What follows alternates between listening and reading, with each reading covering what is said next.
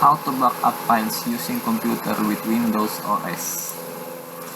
We all know we are supposed to back up our data. It is essential to a person's well-being and peace of mind. And one copy of a file on your computer does not a backup need. Redundancy. Redundancy. Types of PC backup. Backing up can be as simple as copying a file from one spot to another.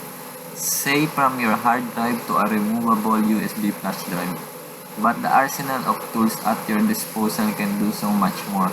What you need for redundancy, security, and access dictates what kind of backup you should use. Select files and folders. If you only need to back up specific data, use software that will let you pick up and choose which files you want to save. Remember, simply moving a file isn't backing it up. You need at least 2 copies.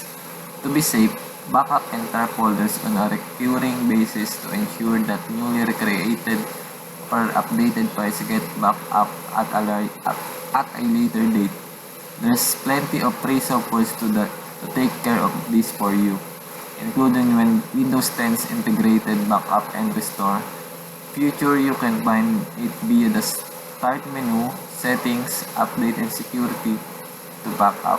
It lets you create a full system image or even create a repair disk for when Windows inevitably goes bad. A system image is full of copy of your entire Windows system drive as it exists. So if you ever have to restore it, it be exactly as it was on the day of the backup. Backup. There's also file history, a backup option that came along first in Windows 8.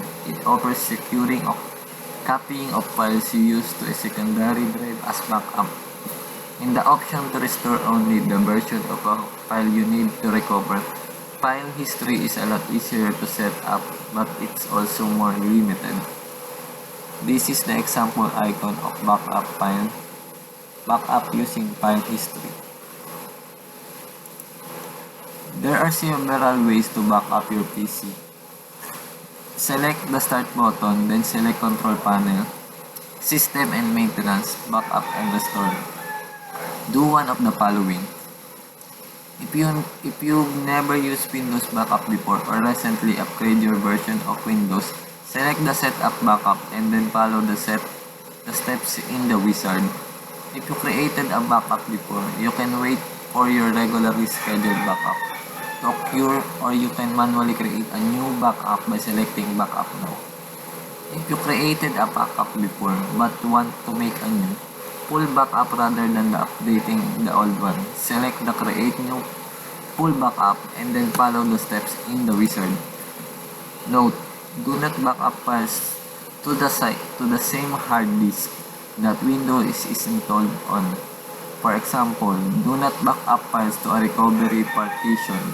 Always store media used for backups, external hard disks, DVDs, or CDs, in a secure place to prevent unauthorized people from having access to your files. A fireproof location separate from your computer is recommended. You might also consider encrypting the data on your backup. The cloud.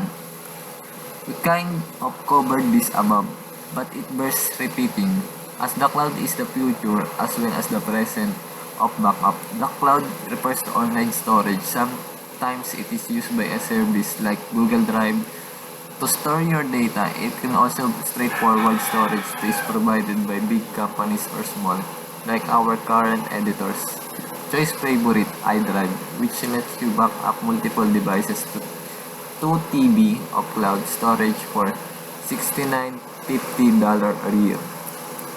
This is example of backup files using iCloud or iDrive. Cloud-based direct PC backup is not new.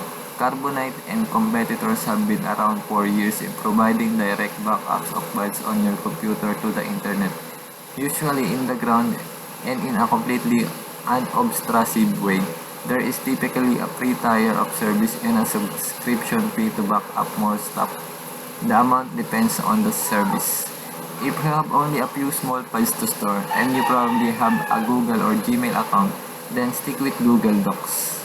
Upload any kind of file you want to the service as long as the file is less than 215 MB in size. You get 15 GB of free space across all your Google service. The next tier is 100 GB for $1.99 a month. Adding files or entire folders is as easy as dragging them to your documents list if you use the Chrome browser. Google Docs will convert the file to Docs format for online editing if you desire. Then the file won't count against your storage. And if you're backing up pictures and videos, use Google Photos, which will let you store them for free if you make sure the image or videos are limited in quality.